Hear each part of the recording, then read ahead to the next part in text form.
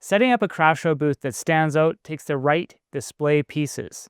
Whether you're a new vendor or a seasoned pro, here are some tips we think might help you. These are 5 of our favorite places to get display supplies. Also, at the end of the video, we have a few bonus tips for you, and we're going to tell you where we get our poles and our track lighting from. Hi everyone, I'm Tanner, and my wife Amy and I run this channel.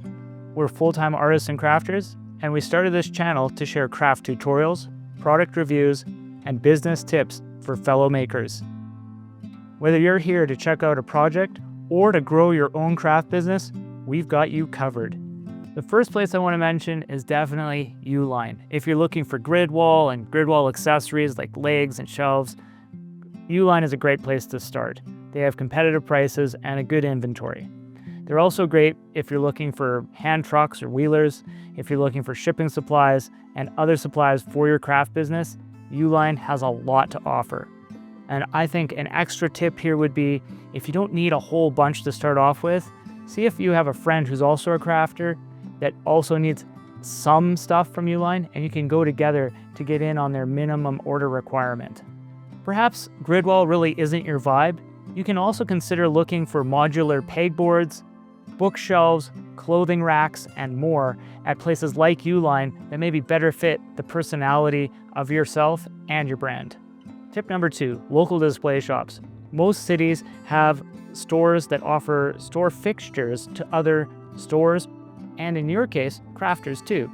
So you can check out these types of stores by Googling your city name plus display fixtures or store fixtures, and you should find at least one in your area that can offer you alternatives to Uline and maybe a more robust selection of displays as well, including like jewelry stands and so forth.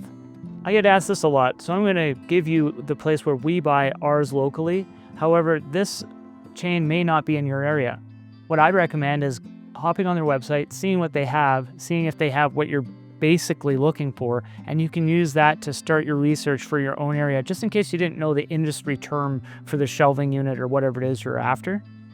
Also, in general, so there's a few bonus tips here for you. In general, if you're going to be going to these stores, it's a great opportunity for you to go in and actually see the sizing, maybe bring in, if you make jewelry, bring in one of your pendants or something and see if it lines up nicely with the display you're considering. It's a better way to visualize it as you can go in and see their display models. And you can always call ahead too and see, hey, do you have this in stock?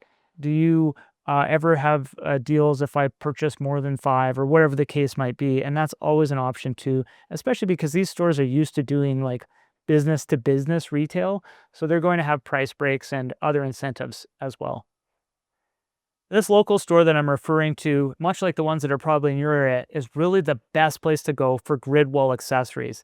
So this is where we literally got our corner shelves, our bookshelf shelves, our flat shelves, our acrylic shelves, our wooden shelves, our hooks, our painting hangers, etc. that are all Gridwall accessories. We buy them all from that spot. And even if that store, again, isn't in your area, have a look and see what they've got, because they have a lot, and then you know what to look for if you're punching it in on Amazon or Google or wherever else you're looking. Okay, our third tip is to go on Amazon.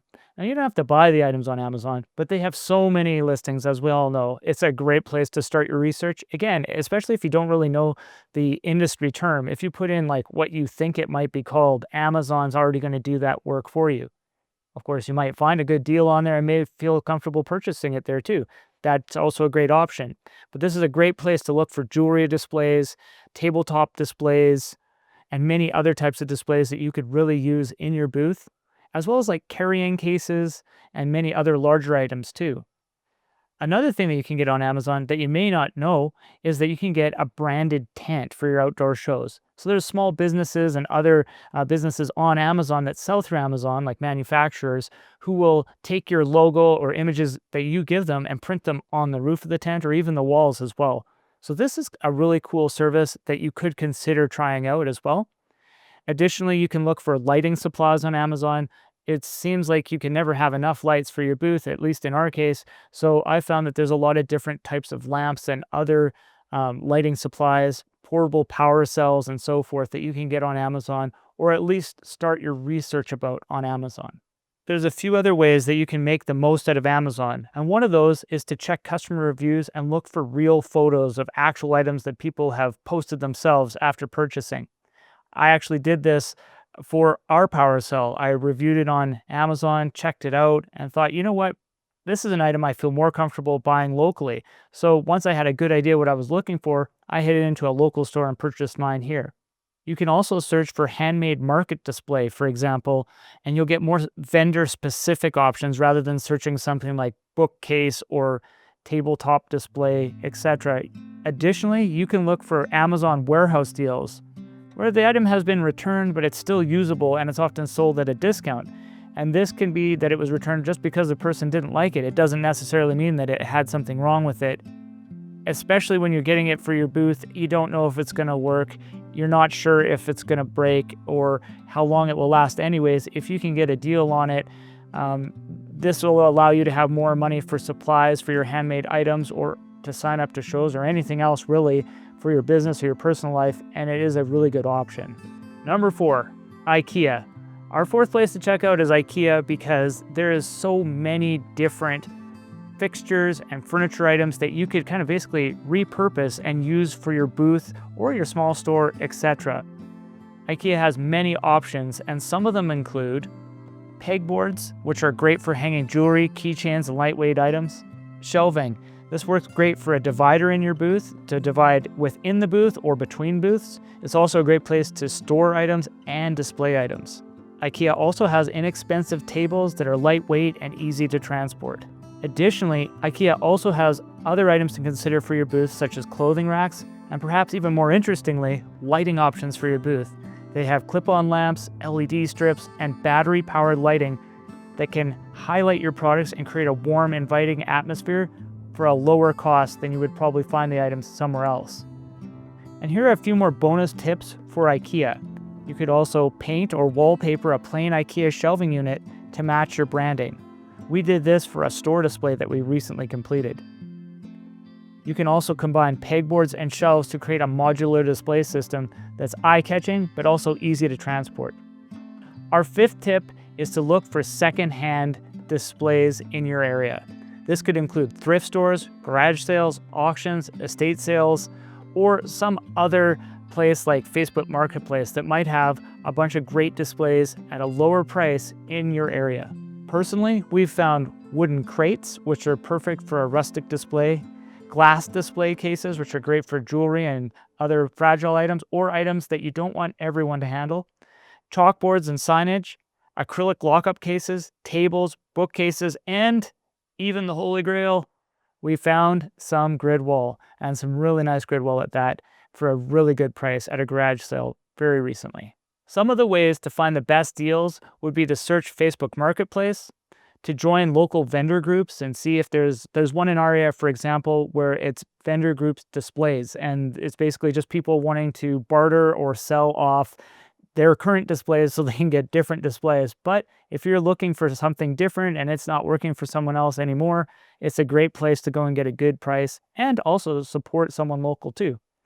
And another great place to look would be local estate sales and auctions, because you never know what's going to be coming through there. Sometimes, unfortunately, there's a store that's gone out of business and all the displays end up on there. Sometimes the person has just decided they don't want it anymore and they don't use Facebook Marketplace, so they'll put it in an auction instead. Welcome to the bonus section. We have a few more tips for you here. Our first bonus tip is to layer your display to add depth. Some items that you could consider adding are table risers, which are just basically feet for your tables. You could consider stacking up crates and also adding vertical shelving. Our second bonus tip is to add good lighting to your booth. Good to excellent lighting, that is. And so you can consider things like clip-on lights, fairy lights, LED strips of lights. But one thing that I get asked about all the time every time I set up the booth is about our lighting display that we use. So I bought track lighting from Home Depot. You can also get it at Lowe's, Rona, or other hardware stores, or probably even online. And I add in a custom track lighting display every time we do an indoor show. And I found that this really helps me with illuminating the booth and also directing the light where I want it to go, as I have many different lamps that I plug into it. The drawback of this system is that you do require power. So a power cell would only do maybe 4 lights for a day, and those lights have to be LED and have a low draw on them. Our third bonus tip is to make your booth interactive in some way. People love interacting and having a chance to try the product in advance, check out a demo, or maybe you could do a live demonstration of making some aspect of your product, especially if you have someone else with you that can help run the booth while you're doing an example of your craft.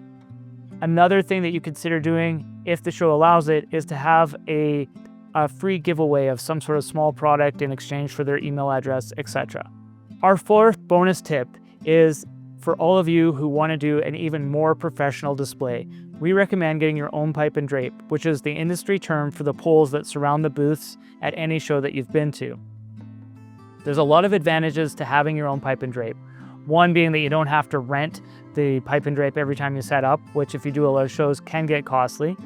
And then furthermore, it allows you to customize the entirety of your booth, to put different angles in, to hang up different signage and so forth without having to answer to someone else because they don't want you to hang things off their pipe and drape. That's how I suspend our lighting, for example. I also bought flame-resistant curtains, which are consistent with anything that you would see at a trade show. Places to look for this, we get ours from a wedding rental place here where we live. However, there's other places that do these big show setups all the time, and they're going to be in your area. If you've got shows with pipe and drape, find out who is doing the pipe and drape, and they may have some used ones that you could buy at a discount. Sometimes they're a little beaten up, but as long as they are still functional and safe, they're good to go. Another item that you can get from wedding rental places or even places that do banquets and so forth are flame-resistant tablecloths, which is a great item to have in the first place, but furthermore, a lot of shows really prefer if you have more flame-resistant fabrics in your booth. And so we definitely recommend those. The other good thing about those tablecloths is that they're industrial strength, so they hold up really well. Even a used one is going to last you for years. We bought some years ago, and they are still functional and used at the booth today. So now the big question is, where do you get your craft show supplies from? If you have any tips you'd like to share with everyone, please put them in a comment below. And also, please don't forget to like and subscribe for more craft show tips and tutorials.